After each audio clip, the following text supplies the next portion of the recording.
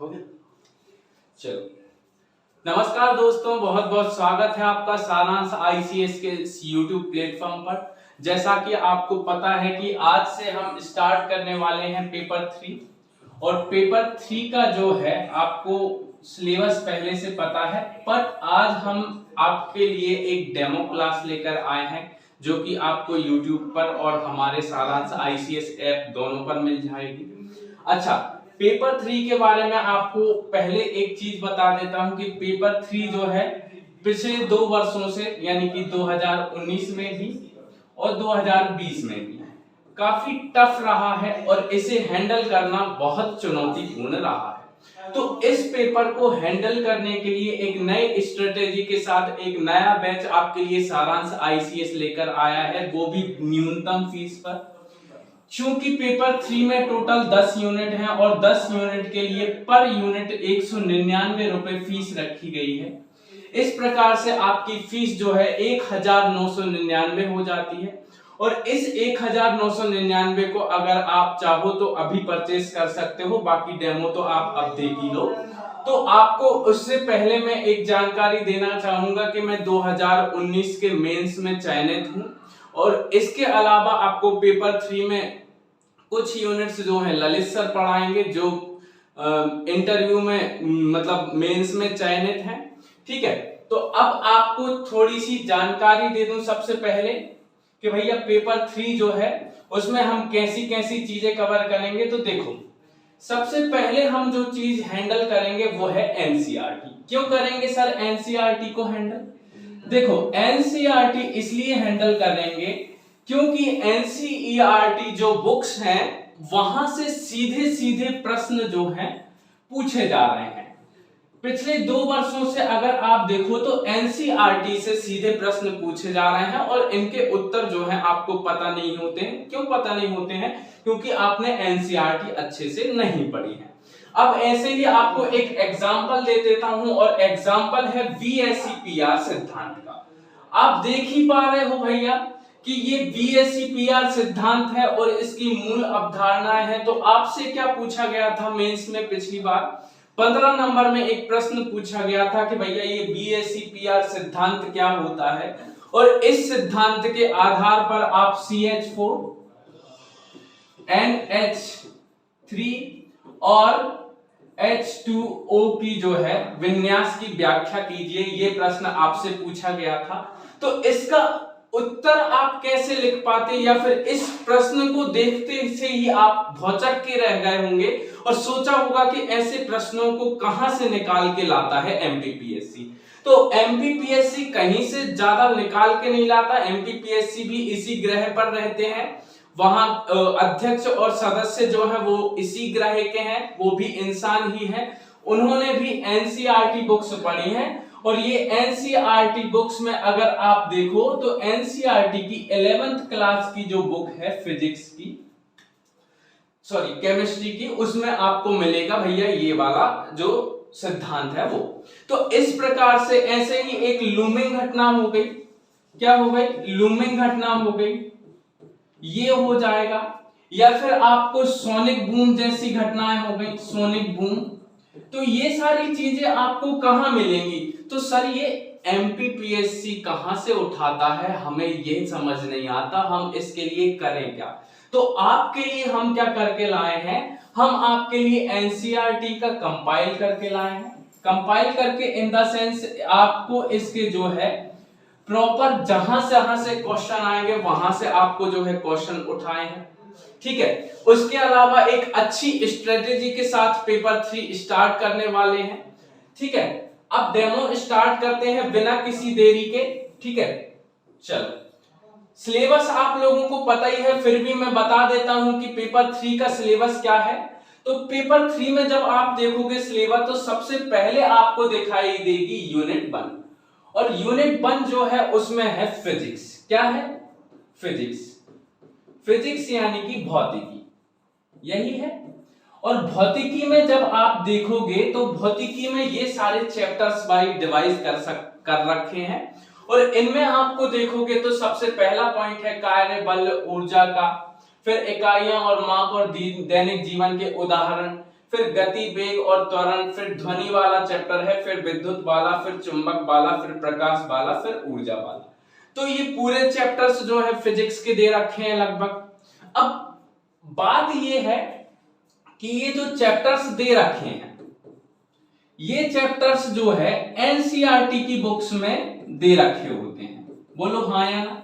दे रखे होते हैं। कुछ ग्रेजुएशन की बुक्स में भी दे रखे होते हैं, तो वहां से भी हम इनसे संबंधित जितने भी प्रश्न हो सकते हैं उन्हें निकालेंगे। क्योंकि एमपीपीएससी की प्रवृत्ति अलग होती जा रही है, अलग इन द सेंस वो कॉमन क्वेश्चन ना पूछते हुए विपरीत क्वेश्चंस यानी कि अजीब से क्वेश्चंस पूछता है, जो आपको देखने में बिल्कुल भौचक्का कर दें कि भैया ये तो हमको बिल्कुल नहीं आते, लेकिन ये क्या होते हैं, बिल्कुल बेसिक होते हैं। और बेसिक क्या है? एनसीईआरटी है। और बेसिक क्या है? एनसीईआरटी है। तो इस बेसिक के लिए आपको जो है हम पेपर 3 का पूरा लेकर आए हैं बैच, और इस बैच के लिए आपको जो है परचेस करना पड़ेगा ऐप पर जाकर। अब यूनिट 2 आपके लिए केमिस्ट्री है, इसमें भी वही चीजें अपनाएंगे, ठीक है। यूनिट 3 जो है वो है बायोलॉजी, इसमें भी लगभग वही चीजें अपनाएंगे और बिल्कुल प्रॉपर फॉर्मेटिंग के साथ आपकी जो है क्लास होगी, ठीक है। चलिए आपको अब सीधे ले चलते हैं पॉइंट पर। अब आप देखोगे सिलेबस में सबसे पहले जो 1 यूनिट है वहीं से हम स्टार्ट करेंगे पेपर 3, क्योंकि हम क्रम से चलना चाहते हैं और क्रम में सबसे पहले नंबर की ही यूनिट आती है। और पहले नंबर की जो यूनिट है वो क्या है? वो है भौतिकी यानी कि फिजिक्स है। अब फिजिक्स में इन्होंने किया क्या? एक गलती कर दी। क्या गलती कर दी? कि इन्होंने कार्य बल और ऊर्जा वाला जो चैप्टर है वो यहां दूसरे नंबर पर न लिखकर पहले नंबर पे लिख दिया, और इकाई और माप और दैनिक जीवन के उदाहरण जो है वो पहले की जगह पर दूसरे नंबर पे रख दिया। पर हम तो होशियार ठहरे थोड़े से, हम क्या सोचेंगे कि भैया आज इसको फिजिक्स को अगर क्रम से पढ़ ले तो अच्छे से समझ में आएगी, अगर हम क्रम से नहीं पढ़ते हैं तो हमें दिक्कत आएगी। बोलो आएगी कि नहीं आएगी? जरूर आएगी। अब जब दिक्कत आने वाली है तो सीधी सी बात है, सबसे पहला जो चैप्टर हमें पढ़ना चाहिए वो है इकाई और माप, दैनिक जीवन के उदाहरण। फिर उसके बाद हम कार्यबल, ऊर्जा और गति, वेग, त्वरण वाला चैप्टर दोनों एक साथ मिलाकर पढ़ेंगे। क्यों पढ़ेंगे सर दोनों एक साथ मिलाकर? क्योंकि बाबू लोगों ये जो चैप्टर है ये है यांत्रिकी का चैप्टर। कौन सा चैप्टर है ये? यांत्रिकी का चैप्टर है। और ये जो यांत्रिकी का चैप्टर है इसमें कार्य, बल, ऊर्जा, गति, वेग, त्वरण ये सारी की सारी चीजें आती हैं। फिर उसके बाद एक अलग से चैप्टर है ध्वनि, फिर है विद्युत, फिर है चुंबक, प्रकाश और ऊष्मा। सर ये बैच कब तक कंप्लीट हो जाएगा? तो आप ये एक एस्टिमेट लेकर चलिए कि एक यूनिट के लिए लगभग 10 से 12 दिन जो है आपको दिए जाएंगे, और इस 10 से 12 दिन में आपको क्लास जो होगी वो रेगुलर होगी। जैसे ही वो यूनिट कंप्लीट हो जाती है, उस यूनिट के कंप्लीट होने के बाद उसका एक टेस्ट होगा, और उस टेस्ट में आपको जो है अटेंड करना है, और सारे के सारे क्वेश्चंस जो आपके संभावित हैं वो उस टेस्ट में दिए जाएंगे। और टेस्ट जो है एफएलटी टाइप का यानी कि 3 घंटे का होगा, ठीक है। चलिए अब अपन आगे बढ़ जाते हैं और आगे हम स्टार्ट करते हैं क्लास को बिना किसी देरी के। और बिना किसी देरी के सबसे पहला जो चैप्टर आपके सामने है वो है इकाइयां और माप और दैनिक जीवन के उदाहरण। बोलो हाँ या ना? यही है। अब इस चैप्टर को पढ़ने का तरीका एक बार समझ लो, क्योंकि इस चैप्टर के आधार पर ही यानी कि इसी चैप्टर के जैसे ही हम अगले चैप्टर्स भी पढ़ेंगे। क्या फॉर्मेट अपनाएंगे वो फॉर्मेट समझ लो, उसके बाद बिल्कुल आसान होने वाला है मेंस पेपर 3, बिल्कुल आसान हो जाएगा, सरल भाषा में समझेंगे। तो किसी भी चैप्टर को, यही नहीं किसी भी चैप्टर को अगर हम स्टार्ट करेंगे तो किसी भी चैप्टर को स्टार्ट अगर हम करेंगे तो उसमें कुछ चीजें ध्यान में रखेंगे। सबसे पहली चीज जो आपके लिए मैं न्यू लेकर आया हूं वो है डीसी फैक्टर। सर ये डीसी फैक्टर क्या है? ये तो हमने पहली बार सुना है, तो इसे ध्यान से देखो। डीसी का मतलब होता है डेप्यूटी कलेक्टर। बोलो हाँ या जो आपको बनना है। अगला होता है फैक्टर, फैक्टर यानी कि कारक। यानी कि वे कारक जो डिप्टी कलेक्टर बनने में आपको सहायता करेंगे वो कारक आपके लिए सबसे पहले लेकर आया हूं। किसी भी चैप्टर को स्टार्ट करने से पहले उसके डीसी फैक्टर जरूर पढ़ेंगे अपन। क्यों? क्योंकि उस चैप्टर में से वो डीसी फैक्टर अगर आ गए हमारे पेपर में तो आपकी चांदी ही चांदी है। बोलो है कि नहीं है? उसके बाद आपको बताए जाएंगे संभावित प्रश्न, जो कि हम रियासतों वाली वीडियोस में भी कर चुके हैं, तो यहां पे भी करेंगे। इसमें क्या होता है, आपको एक अंदाजा लग जाता है। मान लो आप ध्वनि वाला चैप्टर पढ़ रहे हो और ध्वनि वाले चैप्टर में आपने क्या किया, पराश्रव्य तरंगों के बारे में पढ़ा। अब पराश्रव्य तरंगें होती क्या है और इनके उपयोग लिखिए। ये आपने संभावित प्रश्न में एक प्रश्न ऐड कर रखा है कि पराश्रव्य तरंगें क्या होती हैं, इसके उपयोग लिखिए। ये आपने जो है आपके संभावित प्रश्न में डाल रखा है और इसकी आपने प्रैक्टिस भी कर ली है। ठीक है, एक मिनट रुकिएगा।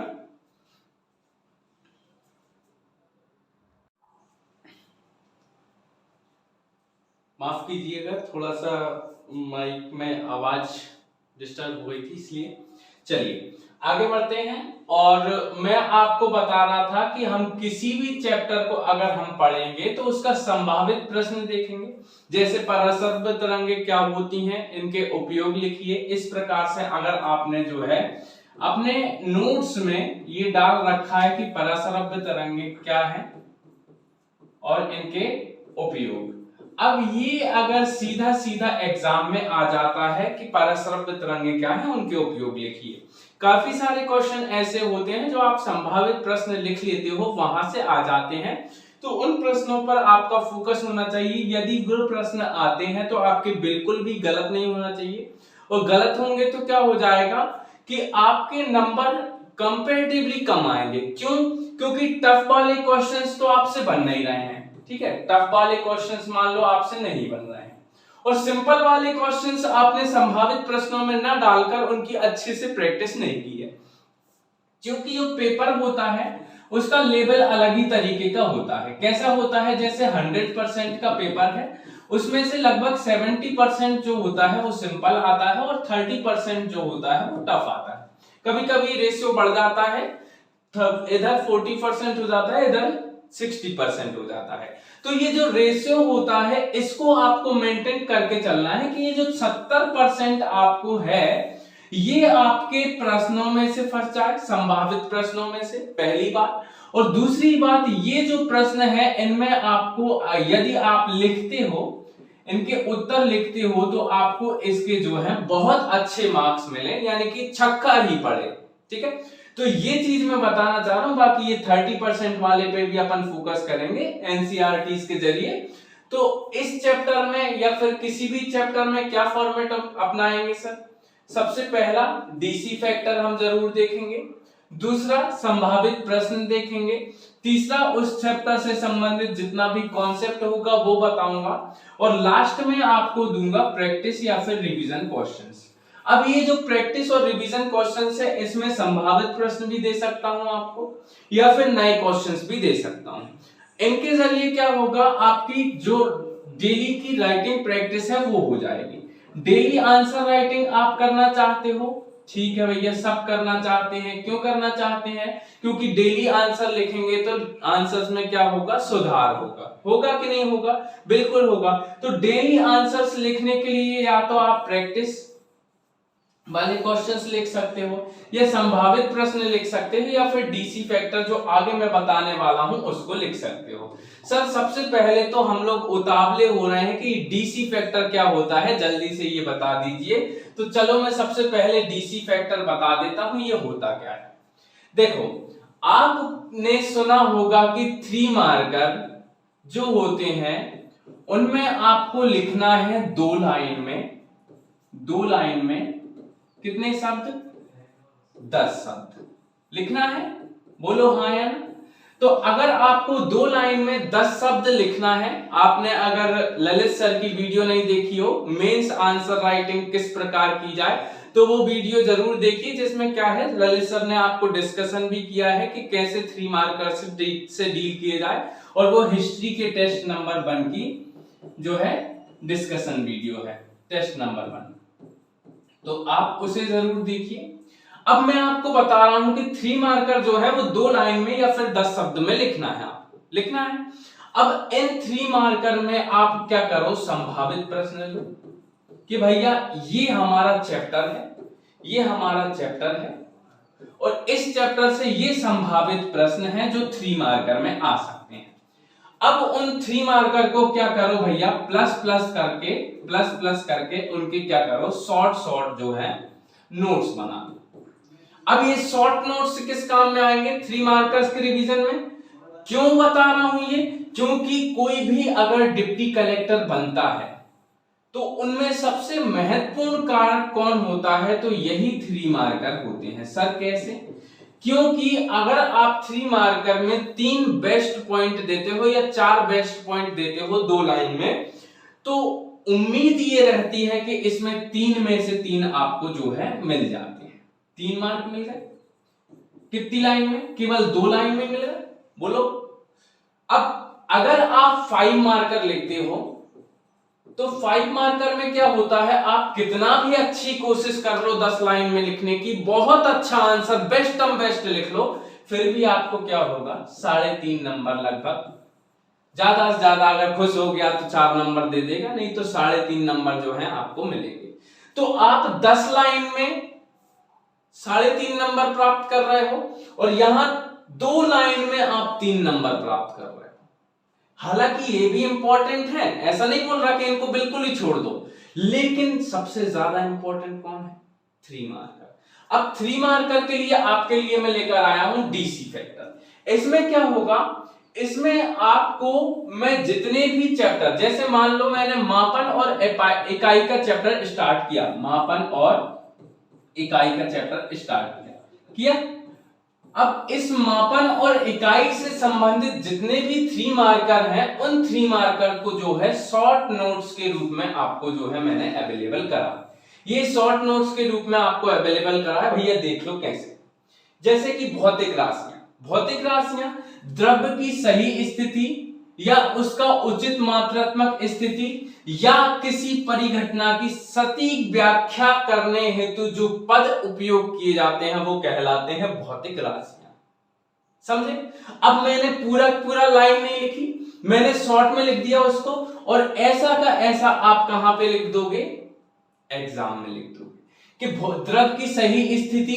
अब ये जो पॉइंट लगा है ये या के लिए लगाया मैंने, या शब्द के लिए, या उचित मात्रात्मक स्थिति या किसी परिघटना की सटीक व्याख्या हेतु पद क्या कहलाते हैं, भौतिक राशि कहलाती है।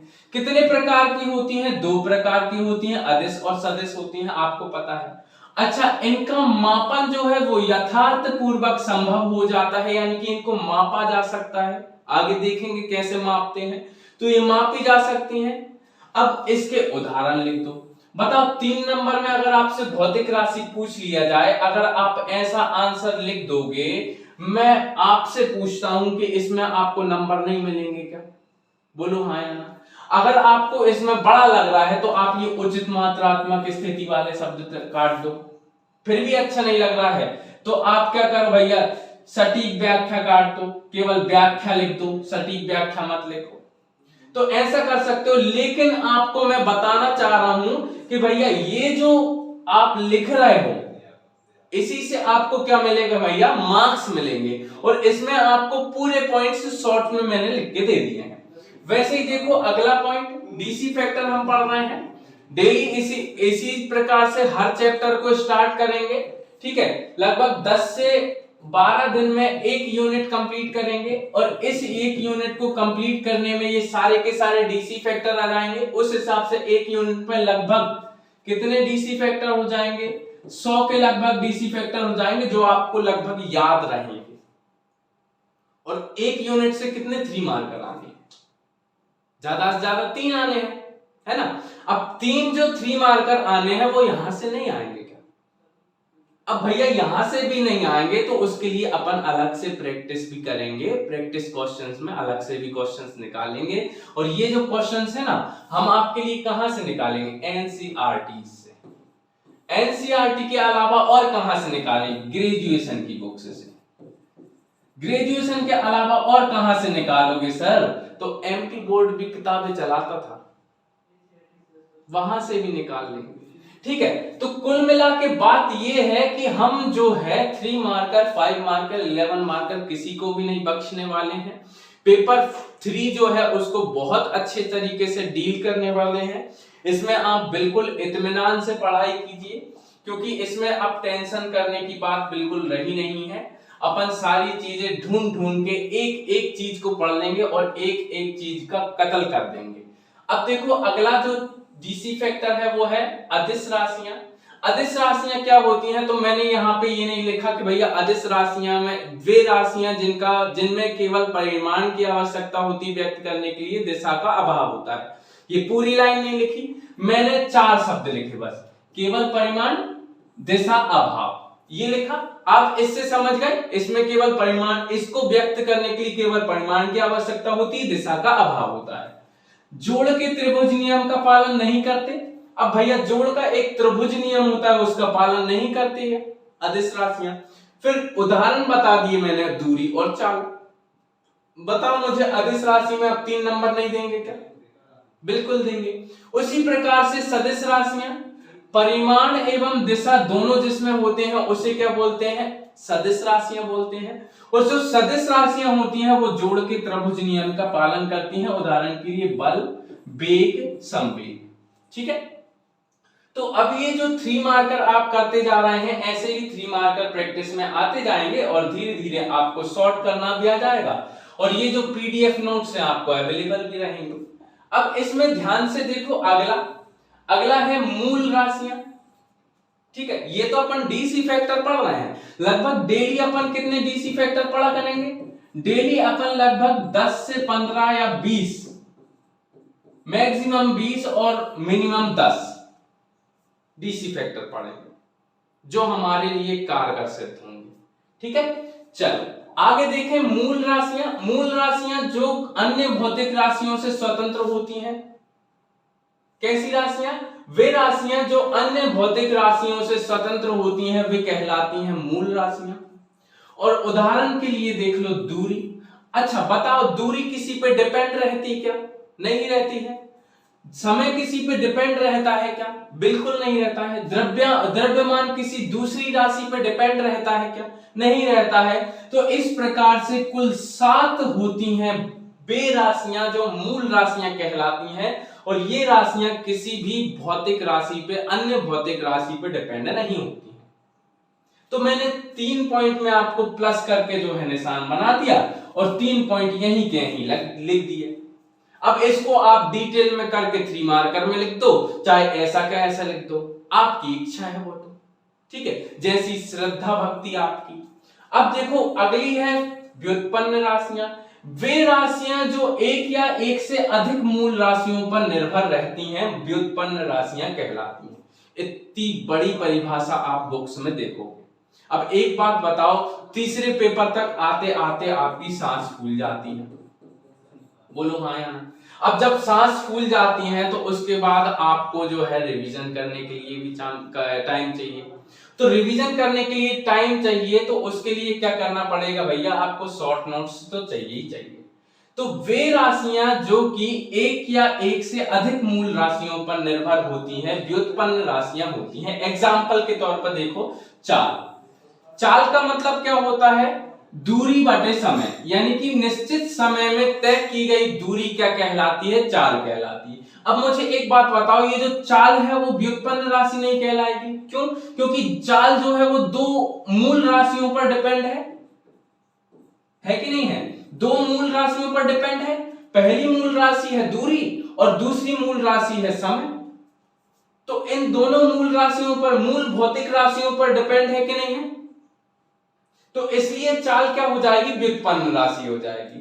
ठीक है, तो इस प्रकार से कई सारी व्युत्पन्न राशियां होती हैं मूल राशियों की संख्या कितनी होती है? 7 होती है। अगला देखें मापन।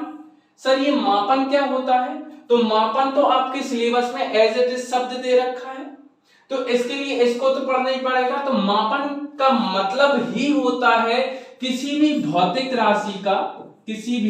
राशि का संदर्भ मानक से तुलना। तो अब संदर्भ मानक क्या होते हैं? तो हम क्या करते हैं, एक मीटिंग बुलाते हैं और उस मीटिंग में डिसाइड करते हैं कि भैया ये जो है एक मानक डिसाइड कर लिया हमने, एक ऐसा मानक निर्धारित कर लेते हैं कि भैया एक मानक निर्धारित कर लिया है, इसको ही सब जगह पे 1 किलो मानेंगे। ठीक है। अब एक बात मुझे बताओ कि जो बाट रहता है 1 किलोग्राम का बाट, जो आपने देखा होगा वो किलो वाला, वो बाट इतना ही बड़ा क्यों रहता है? उसको बड़ा बना के 1 किलो कर सकते थे, उसका नाम भी 1 किलो वाट रख देते, है ना, 1 किलो का। लेकिन ये मानक निर्धारित होता है, और किसी भी अगर भौतिक राशियों को मापना है तो मापन का मतलब होता है उस संदर्भ मानक से तुलना। मेरे पास 2 किलो की शक्कर है, 2 किलो की शक्कर है। अब ये जो 2 किलो की शक्कर है इसकी मैं तुलना कर रहा हूं इस 1 केजी से, तो मेरा मापन क्या हो जाएगा? मापन हो जाएगा 2 केजी। क्यों हो जाएगा? क्योंकि मैंने 1 केजी तो की इंटरनेशनली एक्सेप्टेड है, उससे मैंने तुलना की और मेरी जो मापन की इकाई है, मापन जो है मेरा आया है 2 केजी। तो मापन का मतलब होता है संदर्भ मानक से किसी भी भौतिक राशि की तुलना करना। और ये 2 चीजों पर डिपेंड होती है, 2 तथ्यों पर डिपेंड होती है। पहला जो तथ्य होता है वो है आंकिक मान, और दूसरा जो तथ्य है वो है मात्रक या फिर इकाई। अब मैं मान लो मेरे पास एक शक्कर की जो है बोरी है, ये शक्कर की जो बोरी है, शक्कर है, ये जो शक्कर की बोरी है, इस शक्कर की बोरी में भैया मैंने इसको तौल लिया, तो उसके बाद मैंने एक व्यक्ति से बोल दिया भैया 20। अब वो सोचेगा इस 20 का मतलब क्या है? आप कभी भी शक्कर की बोरी खरीदने गए, उसमें उसने बोल दिया 20, तो आपको क्या लगेगा कि 20 लीटर है, 20 किलोग्राम क्या है भैया? समझ आया आपको? कुछ नहीं आया। तो पहली चीज तो आपको यह समझ में आई कि इस भौतिक राशि को जब हमें मापना है, यानी कि कितनी है ये पता करना है, तो इस संदर्भ मानक से तुलना करनी पड़ेगी जो इंटरनेशनली अप्लाइड है 1 केजी। इससे तुलना करेंगे तो आपकी जो शक्कर है वो कितनी है? 20 है। ये हो गया 20 इसका आंशिक मान। ठीक है। उसके बाद केजी जो हो गया वो क्या हो गया? एक मात्रक हो गया या फिर एक इकाई हो गई। ठीक है। ये एक मात्रक या इकाई हो गई जिसमें इसको व्यक्त करेंगे। तो इस शक्कर की बोरी का जो द्रव्यमान है वो कितना हो जाएगा? 20 केजी हो जाएगा। उदाहरण के लिए ले लो किसी का भी द्रव्यमान 5 किलोग्राम। आया समझ में? तो आपको एक बात क्लियर हुई भैया कि ये जो मापन है, मापन का मतलब होता है संदर्भ मानक से तुलना। ठीक है। और ये 2 चीजों पर डिपेंड करती है, आंकिक मान और मात्रक पे, और उदाहरण के लिए द्रव्यमान 5 किलोग्राम। ठीक है। चलिए आगे बढ़ते हैं। आगे बढ़ेंगे तो आपको अब मात्रक बताता हूं, मात्रक क्या होता है, क्योंकि आपको मैंने पिछली जो डीसी फैक्टर है उसमें आपको मैंने बताया कि भैया 2 चीजें डिपेंड करती हैं मापन के लिए, 2 चीजें जरूरी होती हैं, पहला आंकिक मान, दूसरा मात्रक या फिर इकाई। तो अब मात्रक क्या होती है सर? तो मात्रक भौतिक राशियों को मापने के अंतरराष्ट्रीय मानक होते हैं। जैसे द्रव्यमान के लिए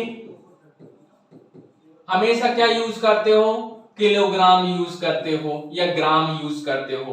देखो इसकी भी अलग अलग पद्धतियां हैं, मात्रक की अलग अलग पद्धतियां जो कि विकसित हुई धीरे धीरे, पहले फ्रांस में हुई, फिर ब्रिटेन में हुई, तो ऐसे करके विकसित हुई। आजकल इंटरनेशनल पद्धति जो है वो एसआई पद्धति है। ठीक है। ये आगे अपन पढ़ेंगे क्योंकि मात्रक की विभिन्न पद्धतियां जो है वो एक 5 मार्कर का क्वेश्चन बन सकता है, आगे फॉर्मेट भी आपको मिलेगा बहुत अच्छे से। ठीक है। तो अब मैं बता रहा हूं कि मात्रक क्या होते हैं। तो मात्रक यानी कि भौतिक राशियों को मापने के अंतरराष्ट्रीय मानक होते हैं, और ये 2 प्रकार के होते हैं। पहले होते हैं मूल मात्रक, दूसरे होते हैं व्युत्पन्न मात्रक। अच्छा, मैं मूल के पीछे भी मात्रक शब्द लिख सकता था, व्युत्पन्न के पीछे भी मात्रक शब्द लिख सकता था, क्यों नहीं लिखा? क्योंकि मुझे पेज बचाना है और मुझे टाइम बचाना है और मुझे शॉर्ट नोट्स बनाना है। ठीक है, उदाहरण के लिए मीटर और सेकंड क्या है? ये मात्रक है। मीटर किसका मात्रक है? लंबाई का मात्रक है, बोलो हाँ या ना। सेकंड किसका मात्रक है? समय का मात्रक है। तो ये क्या हो गए भैया? मात्रक हो गए जो इंटरनेशनली डिसाइडेड है। फिर उसके बाद मूल मात्रक, आपको मैंने यहाँ पे मूल मात्रक, एक क्वेश्चन से दूसरा क्वेश्चन बनता जा रहा है यहाँ पे। ठीक है, तो मूल मात्रक मूल राशियों को जो व्यक्त करते हैं। ऊपर हमने देखी दो तरीके की राशियां होती हैं, भौतिक राशियां। कितनी तरीके की? दो तरीके की। एक मूल राशियां जो किसी भी दूसरी राशि पर डिपेंड नहीं होती हैं, एक होती हैं व्युत्पन्न राशियां जो दूसरी मूल राशि पर डिपेंड होती हैं, एक या एक से अधिक, है ना। जब मूल राशि जो होती हैं उन्हें व्यक्त करने के लिए मात्रक चाहिए, बोलो हाँ या ना। चाहिए कि नहीं चाहिए? मात्रक का मतलब है भौतिक राशियों को मापने का एक अंतरराष्ट्रीय मानक। जैसे लंबाई को डिसाइड करने के लिए, यानी कि लंबाई को मापने के लिए एक मानक है मीटर, समय को नापने के लिए है सेकंड। उसी प्रकार से मूल मात्रकों को व्यक्त करने के लिए जो मात्रक है वो क्या कहलाएंगे? वो कहलाएंगे मूल मात्रक। परिभाषा क्या है? वे मात्रक जो मूल राशियों को व्यक्त करने के लिए प्रयोग किए जाते हैं मूल मात्रक कहलाते हैं, और ये अन्य मात्रकों से स्वतंत्र होते हैं। उदाहरण के लिए मीटर और सेकंड। मीटर किसका है? लंबाई का, और सेकंड किसका है? समय। ठीक है, अब व्युत्पन्न मात्रक क्या होते हैं? उसका उल्टा कर दो, सेम टू सेम। व्युत्पन्न राशियों को व्यक्त करने के लिए होते हैं, मूल मात्रकों द्वारा निगमित होते हैं। निगमित मतलब उनसे व्युत्पन्न होते हैं। जैसे कि उदाहरण के लिए ले लो न्यूटन, जूल और मीटर स्क्वायर। मीटर स्क्वायर किसका है? एरिया का है, और ये जो एरिया का है वो किसके द्वारा डिसाइड होता है? लंबाई के द्वारा। ठीक है, तो मीटर इंटू मीटर बराबर एरिया, है ना। तो ये है व्युत्पन्न मात्रक। अब देखो विमीय सूत्र। विमीय सूत्र अगला है, अगला जो है वो है विमीय सूत्र। ध्यान से देखना विमीय सूत्र को। सर ये विमीय सूत्र क्या होता है? तो कोई भी भौतिक राशि जब होती है, भौतिक राशियां जब होती हैं तो उनमें दो तरीके के मात्रक होते हैं।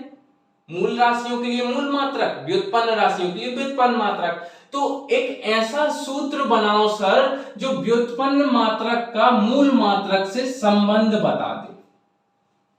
परिभाषा क्या हो जाएगी? भौतिक राशियों को प्रदर्शित करने वाले वे मात्रक जो व्युत्पन्न मात्रक, और वे सूत्र जो व्युत्पन्न मात्रक और मूल मात्रकों का संबंध बताते हैं। शॉर्ट में क्या लिखा है मैंने? व्युत्पन्न मात्रक का मूल मात्रक से संबंध बताने वाला सूत्र क्या कहलाता है? विमीय सूत्र कहलाता है। कैसे डिनोट करते हैं? तो बड़े कोष्टक में लिखते हैं। बड़ा कोष्टक कौन सा होता है? ये वाला बड़ा कोष्टक होता है। इसमें 3 पद होते हैं। कुल कितने पद होते हैं? 3 पद। पहला होता है m का, m की पावर a डालते हैं, l की पावर b डालते हैं और t की पावर c डालते हैं। जैसे कि वेग का, वेग में क्या हो जाएगा? l t minus 1। ये क्या हो जाएगा? विमीय सूत्र हो जाएगा। क्यों? क्योंकि वेग जो है उसको हम देखते हैं लंबाई बटे समय। लंबाई के लिए क्या है? L, और समय के लिए क्या है? T। अब इसको ऊपर ले जाएंगे, क्या हो जाएगा? L t minus 1। तो ये क्या हो गया? विमीय सूत्र बन गया। इस प्रकार से विमीय सूत्र जो है निर्मित किए जाते हैं विभिन्न राशियों के लिए। आपको पूरे के पूरे विमीय सूत्र याद करने की जरूरत नहीं है, जो इंपॉर्टेंट है उनको याद कर सकते हैं।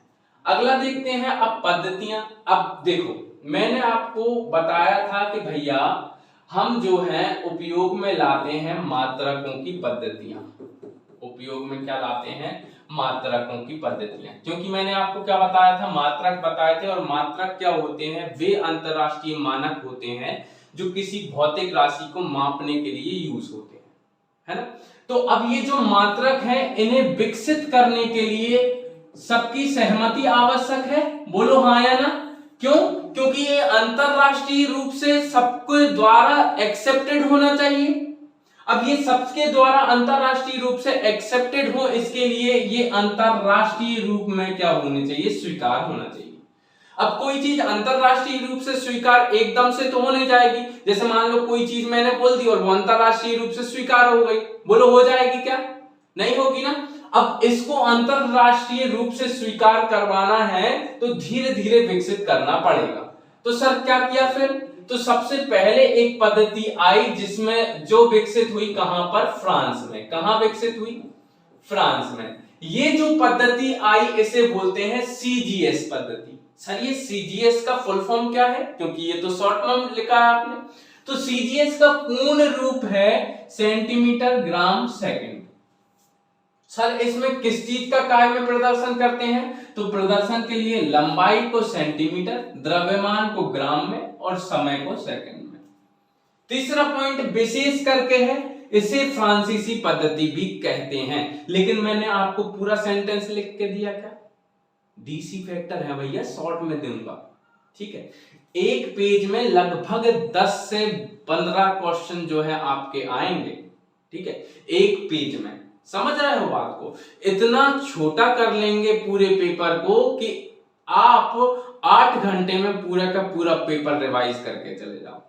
समझ रहे हो बात को, इसके लिए आपको ऐसे शॉर्ट्स तो करना ही पड़ेंगे और आपके लिए हम करके दे रहे हैं, तो आप जो है इस पेपर 3 के पूरे बैच को खरीद सकते हैं। विश्वास मानिए 199 रुपए में एक यूनिट मिल रही है, और ये एक यूनिट जो मिल रही है ना 199 में, अन्य किसी संस्थान में ये एक यूनिट पढ़ाने के लिए आपसे 1000 रुपए से अधिक वसूल लिया जाता है। समझ रहे हो बात को, तो इसलिए आप जो है इसको पढ़िए। अब देखिए सीजीएस पद्धति पढ़ ली है, अब अगली पद्धति जो विकसित हुई तो एफपीएस पद्धति जो है वो पूर्ण रूप क्या हो जाएगा इसका। अच्छा ये कहां पे विकसित हुई, ये ब्रिटेन में विकसित हुई, ये जो है ब्रिटेन में विकसित हुई। इसका पूर्ण रूप है फुट, पाउंड और सेकंड। इसका प्रदर्शन जो है, इसके लिए लंबाई को फुट में नापते हैं, द्रव्यमान को पाउंड में और समय को सेकंड में। और ये पद्धति ब्रिटिश पद्धति के नाम से भी जानी जाती है। अब ये अंतरराष्ट्रीय रूप से स्वीकार नहीं है, ये फ्रांस में चल रही है, ये ब्रिटेन में चल रही है, ठीक है। तो अब इस प्रकार की चीजें आपको मिल रही हैं। अगर आप ये इंडिविजुअली आप ये पढ़ना चाहते हो, मान लो आपको क्या करना है भैया, आपको पूरा पेपर नहीं पढ़ना है, सारांश आईसीएस से पूरा पेपर नहीं पढ़ना है, थर्ड पेपर पूरा हम नहीं पढ़ने वाले, इतनी फीस हम नहीं दे पाएंगे। तो आपको इंडिविजुअल अगर यूनिट कोई पढ़ना है तो आपकी जो फीस है वो है 299 रुपीस। केवल 299 रुपए में आप एक यूनिट का जो है आप कोर्स परचेज कर सकते हो। सर हमें आपकी फिजिक्स नहीं पढ़नी पसंद नहीं आती, हमें तो लास्ट यूनिट में दिक्कत है, हमें यूनिट 6 में दिक्कत है, यूनिट 7 में दिक्कत है, सर हमें 1 2 3 नहीं बन रही हैं। तो आपको ऐसा देखो, आपने खुद ने पढ़ रखी होंगी कई चीजें और आपने पढ़ रखी होंगी, तो सीधी सी बात है कुछ यूनिट्स आपको आती होंगी, कुछ नहीं आती होंगी, तो हम इंडिविजुअली भी आपको पढ़ा सकते हैं। उसके लिए थोड़ा चार्ज जो है वो बढ़ जाता है, 299 हो जाता है। और फुल अगर पेपर खरीदते हो तो आपकी एक यूनिट कितने रुपए में पड़ जाती है, आपको 199 में पड़ जाती है, ठीक है। बाकी फीस की क्वेरी के लिए आप जो है एक नंबर दे रखा है, यहाँ पे कहां दे रखा है, ये रहा, इस नंबर पे आप जो है कॉल कर सकते हो और इस नंबर से आप फीस के बारे में जानकारी प्राप्त कर सकते हो। अब सीजीएस पद्धति हो गया, अब देख एफपीएस पद्धति भी हो गया। अब अगली पद्धति है एमकेएस पद्धति, और एमकेएस का पूर्ण रूप है मीटर किलोग्राम सेकंड। प्रदर्शन क्या क्या होता है इससे, लंबाई को मीटर में, द्रव्यमान को किलोग्राम में और समय को सेकंड में। और ये क्या है, ये सीजीएस का ही बड़ा रूप है। देख रहे हो सीजीएस में और एमकेएस में कितना सा डिफरेंस है। सी को सेंटीमीटर बोलते थे यहां पे,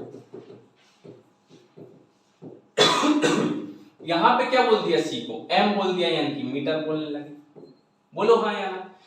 जी को ग्राम बोल रहे थे, यहाँ पे किलोग्राम बोल दिया, कुछ चेंज हुआ, थोड़ा सा बड़ा हो गया, यानी कि ये सीजीएस पद्धति का ही बड़ा रूप है। कौन, एमकेएस पद्धति। बोलो हाँ या ना। अब अगली जो लास्ट है, जो अंतरराष्ट्रीय रूप से आज वर्तमान में स्वीकृत है, उसका नाम क्या है? उसका नाम है एसआई पद्धति। सर ये क्या है? तो ये जो एसआई पद्धति है ये वर्तमान में अंतरराष्ट्रीय रूप से मान्य हो गई है। क्यों हो गई है आपको आगे बताऊंगा। 1960 में एक अंतरराष्ट्रीय माप तौल जो है मीटिंग हुई थी, उसमें निर्धारित किया गया था, आपको बताऊंगा। एसआई पद्धति पूर्ण रूप क्या है? System international units. सर ये ऐसी कैसी भाषा है? आगे देखो बताता हूं। आप मुझे बताओ कि एमकेएस पद्धति किसका परिवर्तित रूप है? सीजीएस का? बोलो हाँ या ना। और सीजीएस जो पद्धति है वो कहां की है? फ्रांस की है। अरे हाँ या ना। अब फ्रांस में ऐसी भाषा चलती है भैया, तो ये फ्रांसीसी लैंग्वेज में लिखा है, ठीक है। सिस्टम है इंटरनेशनल यूनिट्स। आप ऐसा ही लिख के आइएगा, कोई दिक्कत नहीं है। आप ये क्वेश्चन पूछो कि भैया हिंदी में इंग्लिश लिख सकते हैं क्या? बिल्कुल लिख सकते हो, इतना तो चल जाता है। वो भी इतना समझते हैं कि ये कठिनाई वाली चीज होती है, उनको भी सरल चीजें पढ़ने की जरूरत होती है, ठीक है। चलो, मात्रकों की अंतरराष्ट्रीय पद्धति है जैसा कि मैंने बोला, और ये पद्धति एमकेएस का ही परिवर्तित रूप है। और इसमें जो मूल मात्रक होते हैं वो 7 होते हैं और पूरक मात्रक होते हैं 2। सर ये पूरक मात्रक क्या होते हैं? तो मूल मात्रक के बाद जो जो जो जो 2 जोड़े गए हैं, कौन कौन से? रेडियन जोड़ा गया है, और कौन सा जोड़ा गया है? स्टेरेडियन। ये क्या है भैया? स्टेरेडियन और रेडियन जो है ये पूरक मात्रक है, ठीक है। चल आगे बढ़ते हैं। सर यही करवाओगे क्या पूरी लेक्चर में? नहीं भैया ये नहीं करवाएंगे, बस थोड़े से और बचे हैं आज, क्योंकि इस चैप्टर में ज्यादा से ज्यादा 3 मार्कर हैं, इसलिए यहां से कर रहे हैं। और यकीन मानिए हम न्यूमेरिकल्स भी करेंगे। क्या करेंगे? न्यूमेरिकल्स भी करेंगे। हम एक भी चीज को नहीं छोड़ेंगे यहाँ पे, ठीक है। चलो, प्रकाश वर्ष क्या है? प्रकाश द्वारा एक वर्ष में तय की गई दूरी। इसमें तो आप 3 में पढ़ के आए हो, कोई दिक्कत नहीं है। खगोलीय दूरी के मापन के लिए यूज होती है, ठीक है। एक प्रकाश वर्ष बराबर 9.46 × 10⁻15 मीटर होता है। उसे अगर किलोमीटर में कन्वर्ट करना है तो 10⁻12 हो जाता है। बस इतनी सी बात है। प्रकाश वर्ष में कोई नहीं है, ठीक है। 3 नंबर में इतना लिखोगे आपको सफिशिएंट है, 3 मार्क्स मिल जाएंगे। फिर इसके बाद है पार्सेक। पूर्ण रूप होता है पैरालैक्टिक सेकंड। और ये खगोलीय दूरी के मापन के लिए, ये भी खगोलीय दूरी के मापन के लिए, ये भी। तो फिर सर दिक्कत क्या है? प्रकाश वर्ष का यूज कर लेते। अरे ये दिक्कत है कि पार्सेक जो है वो ज्यादा, प्रकाश वर्ष से भी ज्यादा की दूरी नापने के लिए होता है। समझे बात को? तो पूर्ण रूप है पैरालैक्टिक सेकंड, खगोलीय दूरी के मापन के लिए यूज होती है। एक पार्सेक बराबर 3 × 10⁻16 मीटर होता है। या फिर एक पार्सेक में 3.262 प्रकाश वर्ष होते हैं। समझे बात? अगला है मोल। मोल क्या होता है सर? तो इसकी परिभाषा थोड़ी सी डिफिकल्ट है, इसे ध्यान से देखोगे तो समझ में आएगी। कि आपको मैं एग्जांपल के जरिए बताता हूं। जैसे मान लो ये एक मैंने पात्र लिया, इस पात्र में कुछ भर लिया मैंने। क्या भर लिया भैया? आप बताओ, वही भर लेंगे। चलो जल भर लेते हैं। भर लिया जल। सर जल गुलाबी कलर, अरे गुलाबी कलर से क्या लेना देना? गुलाबी कलर तो लड़कियों का रंग है, हमें तो केवल पढ़ने से मतलब है। अच्छा आप बोल रहे हो तो चलो चेंज कर लेते हैं, काला कलर कर लेते। काला नहीं कर रहे, रेड कलर कर लेते हैं। रेड, ठीक है। चलो रेड कलर जो है वो कर लेते हैं। अब ये जो जल है, ये जल जो है, इस जल को आप देखोगे तो इस जल में क्या होंगे? घटक होंगे या इसके अवयव होंगे? बोलो हाँ या ना। इसके अवयव 3 रूपों में हो सकते हैं, या तो परमाणु के रूप में, या अणु के रूप में, या फिर आयन के रूप में। 3 रूप में ही हो सकते हैं। यानी कि किसी भी भौतिक राशि में 3 तरीके से जो है वो बनता है, 3 चीजों से बन सकता है। या तो परमाणु से बना हो, परमाणु एक्चुअल में परमाणु ही मिलकर अणु बनाते हैं। अणु, अगर परमाणु में से कोई इलेक्ट्रॉन निकल जाए तो आयन बन जाता है, आ जाए तब भी आयन बन जाता है, पॉजिटिव और नेगेटिव। तो अब ये जो है अवयव इनसे मिलकर बना है जल।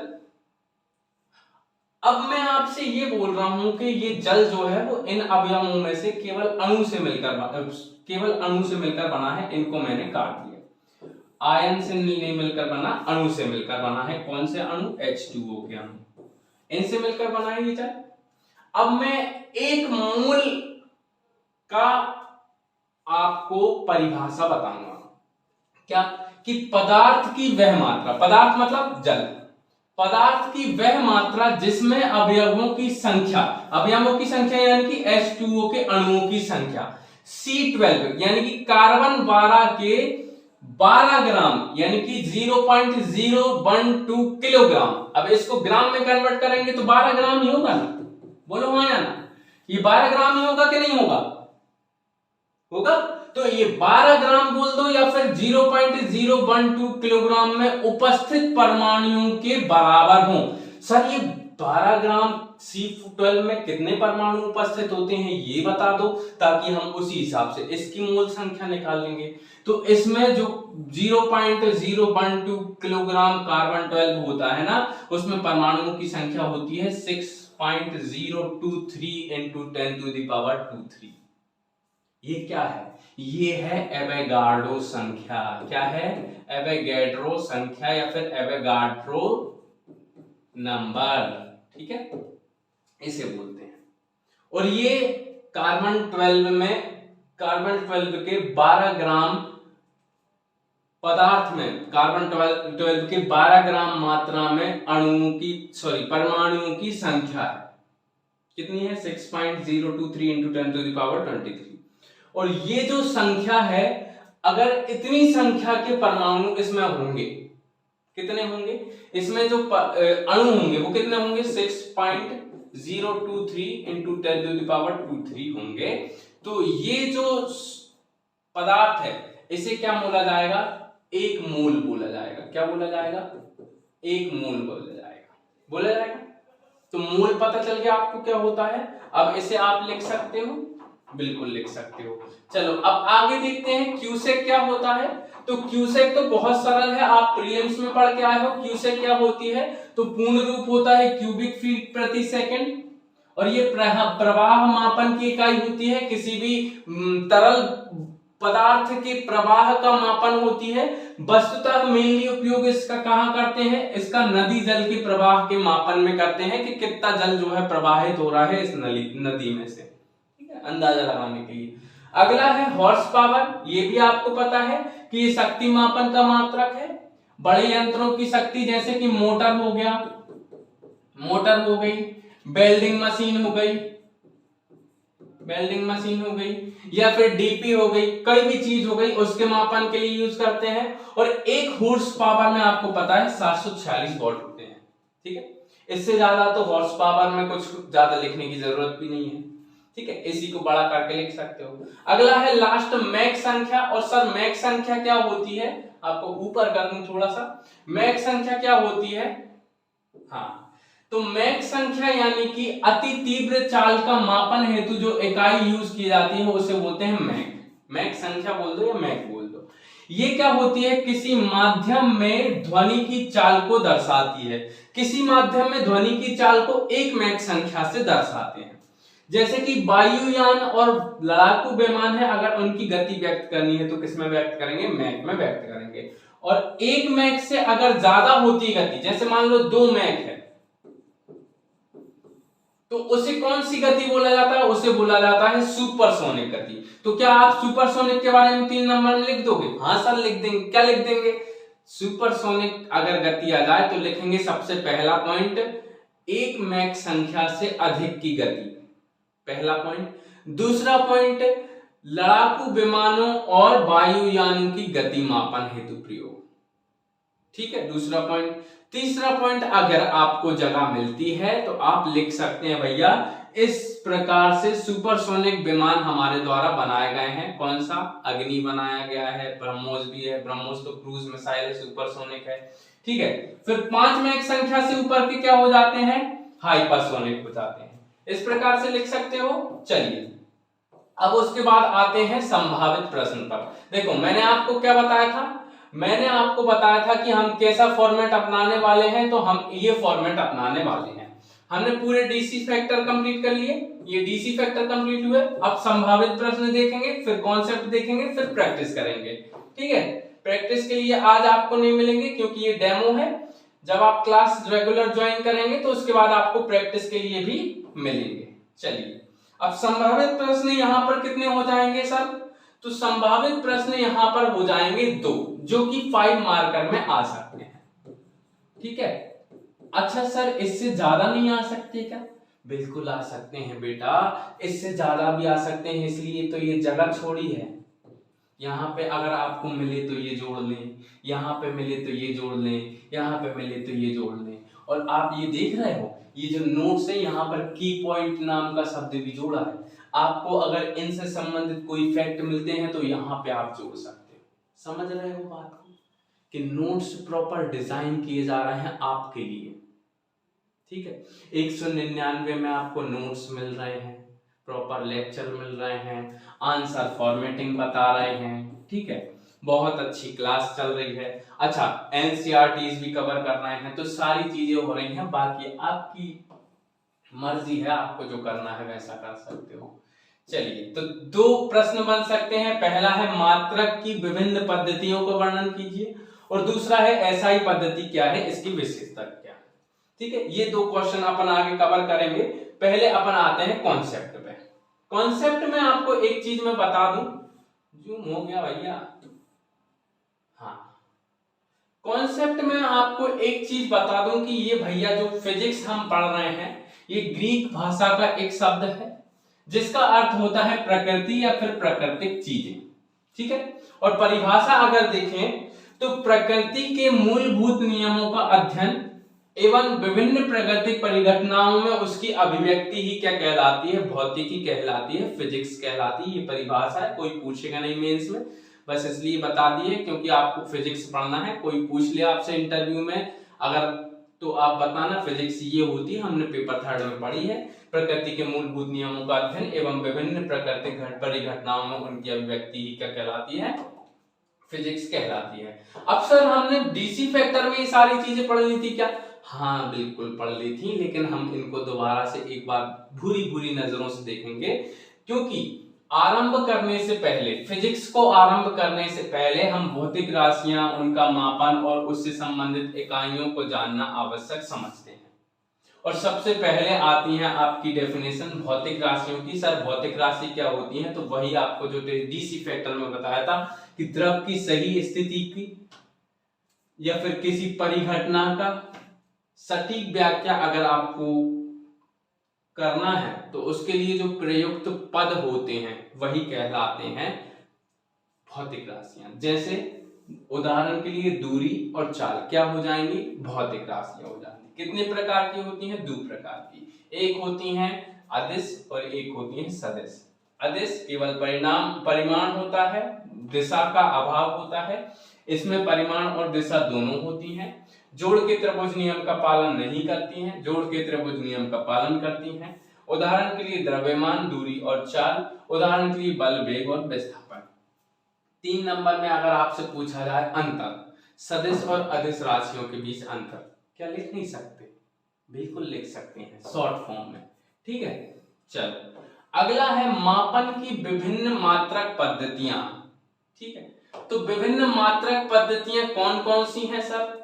तो ये इस प्रकार का फॉर्मेट आपको मैंने लेके आया हूं, ये है आंसर राइटिंग फॉर्मेट। इसी टाइप से आप वहां पर लिख देना, आपको नंबर मिलेंगे। क्या है ये? 5 मार्कर है। क्या है ये? 5 मार्कर है। सर ऐसे लिखेंगे नंबर मिले? क्यों नहीं मिलेंगे, हमें मिले। हमारा मेंस क्यों निकला? इन्हीं की वजह से। हमने कम शब्दों में गागर में सागर भरा, और गागर में सागर भरने से क्या होता है? मेंस निकलता है। और आपको क्या करना है? मेंस निकालना है। 20 गुना लोग जो है वो क्या देंगे? मेंस देंगे। 20 गुना लोग जो पोस्ट है ना, पोस्ट के 20 गुना लोग, पोस्ट के 20 गुना लोग मेंस देंगे। उसमें से 3 गुना लोग जो है वो सिलेक्ट होंगे, 3 गुना लोग जो सिलेक्ट होंगे। अब 3 गुना लोगों में आप आना चाहते हो तो देख लो भैया ऐसी फॉर्मेटिंग, और कम गागर में सागर तो भरना पड़ेगा। और बाकी आप ललित सर की अगर वीडियो देखोगे तो उससे आपको और अंदाजा हो जाएगा। अब देखते हैं मापन की विभिन्न पद्धतियां। तो मापन की विभिन्न पद्धतियों में आप देखोगे कि भौतिक राशियों के मापन के लिए प्रयुक्त मात्रकों की 4 पद्धतियां जो हैं पहली है एमकेएस, दूसरी है सीजीएस, तीसरी है एफपीएस और चौथी है एसआई। सारा वही का वही है, पूर्ण रूप बता दिया, लंबाई मीटर में, द्रव्यमान किलोग्राम में, समय सेकंड में, सीजीएस का बड़ा रूप होती है, पूर्ण रूप सेंटीमीटर मीटर ग्राम सेकंड, ठीक है, लंबाई सेंटीमीटर में, द्रव्यमान ग्राम में, समय सेकंड में, फ्रांसीसी पद्धति बोलते हैं। पूर्ण रूप फुट पौंड सेकंड हो जाएगा, लंबाई फुट में, द्रव्यमान पौंड में, समय सेकंड में, ब्रिटिश पद्धति बोलते हैं। एसआई पद्धति पूर्ण रूप सिस्टम है, इंटरनेशनल यूनिट तो मात्रकों की अंतरराष्ट्रीय पद्धति है। एमकेएस का परिवर्तित रूप है, मूल मात्रक 7 होते हैं, पूरक मात्रक 2 होते हैं। ठीक है, ये 5 नंबर में इतना ही काफी है। ठीक है, फिर इसके बाद अगली लास्ट जो है आपका आज का कॉन्सेप्ट, यही क्लास हम एंड करेंगे। ठीक है, लास्ट है एसआई पद्धति क्या होती है, उसकी विशेषताएं लिखिए। तो सबसे पहले आप इस फॉर्मेट को देख लो और ध्यान से ऐसी चित्रकारी जो है करनी। क्यों? इन चित्रकारी से भी आपको कुछ ना कुछ फायदा होता है। क्यों? कंटेंट डालने में मदद मिलती है। जैसे मान लो ये 2 लाइनों की कंटेंट है, अब ये 2 लाइनों का कंटेंट अगर ऐसे करके लिखता तो मुझे शायद 2 लाइन कम पड़ जाती, लेकिन अगर मैंने ऐसे करके बना दिए 4 माता के आशीर्वाद, और पहले में पूर्ण रूप लिख दिया, दूसरे में मानकों की अंतरराष्ट्रीय पद्धति लिख दिया, तीसरे में एमकेएस का परिवर्तित रूप लिख दिया, और चौथे में लिख दिया 7 मूल मात्रक और 2 संपूरक मात्रक लिख दिया। अब उसके बाद मैं लिखूंगा विशेषता। विशेषता क्या है? विशेषताएं ये कौन कौन सी विशेषता है सर? तो पहली विशेषता, अच्छा ये पहली बार देख रहे हो, देख लो, अंतरराष्ट्रीय माप तौल अधिवेशन हुआ था 1960 में। याद करो, मैंने बताया था थोड़ी देर पहले कि अंतरराष्ट्रीय माप तौल अधिवेशन हुआ था, मीटिंग हुई थी, उसमें डिसाइड किया गया था कि ये जो है इसे सर्वमान्य कर दिया गया है। कैसी है? सर्वमान्य घोषित पद्धति कौन सी हो गई है? जो विश्व भर में सर्वमान्य है वो कौन सी है? एसआई पद्धति है। और एक समांग पद्धति है। दूसरी विशेषता क्या हो जाएगी? समांग पद्धति। सर ये समांग पद्धति का मतलब क्या होता है? हमें तो पता ही नहीं है, लेकिन उन लोगों को जो चेक कर रहे हैं उनको पता है कि समांग पद्धति का मतलब होता है एक राशि का एक ही मात्रक होना। फिर भी आपने क्या किया है? लिख दिया है। क्यों? सामने वाला चाहता है कि आप छोटा सा लिखो भी उसको डिटेल, तो आपने ब्रैकेट का यूज किया। फिर उसके बाद तीसरी है एक दार्शनिक पद्धति है। दार्शनिक पद्धति का मतलब क्या है? किसी भी भौतिक राशि के जो गुणक होते हैं उनको घात द्वारा व्यक्त किया जाता है। जैसे मान लो मीटर है, मीटर का अगर गुणक है तो उसको कैसे व्यक्त किया जाता है? मीटर स्क्वायर से व्यक्त किया जाता है। समझ रहे हो? अगर आप कहो कि भैया माइक्रो को कैसे व्यक्त करोगे, तो इसके लिए 10 टू द पावर -6 का यूज करते हो, मीटर में करते हो। तो ये क्या है? दार्शनिक पद्धति है। उसके बाद एक संबद्ध पद्धति भी है। ये संबद्ध क्यों है? क्योंकि व्युत्पन्न मात्रक और मूल मात्रक से गुणा भाग, व्युत्पन्न मात्रक होते हैं ना, वो मूल मात्रकों से ही गुणा भाग करके प्राप्त किए जाते हैं। जैसा कि आपको मैंने बताया था, वेग बराबर दूरी बटे समय, यही था।